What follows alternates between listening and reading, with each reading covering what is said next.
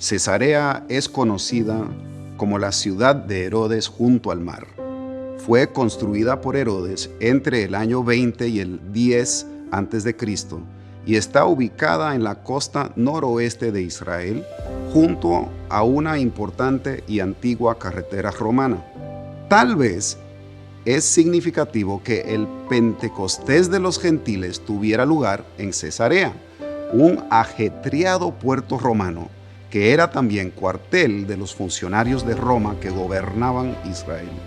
Cornelio, que era un centurión de la cohorte italiana, al mando de 100 soldados, estaba establecido en Cesarea, que funcionaba como la sede de la autoridad romana en Israel.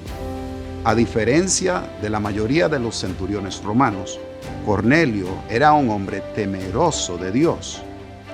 En el primer siglo, las personas temerosas de Dios eran más bien una categoría religiosa judía. Estos gentiles creían en el Dios de Israel, denunciaban el panteón de las deidades romanas e iban a la sinagoga el día de reposo. Sin embargo, no se sometían al proceso de conversión que incluía la circuncisión para los varones, la inmersión ritual y los sacrificios en el templo. Un ángel le dijo a Cornelio que enviara hombres a Jope, la actual Jaffa, que era la siguiente detención en la llanura costera al sur de Cesarea, a unos 64 kilómetros de distancia.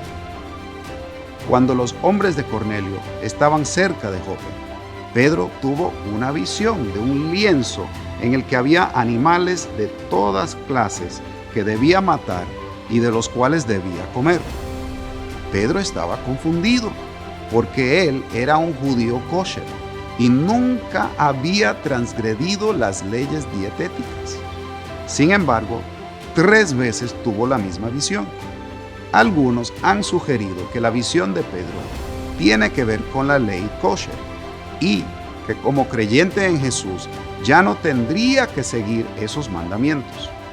Pero la visión se refería más bien a que los judíos aceptaran a los gentiles en el reino de Dios antes que a las leyes dietéticas judías.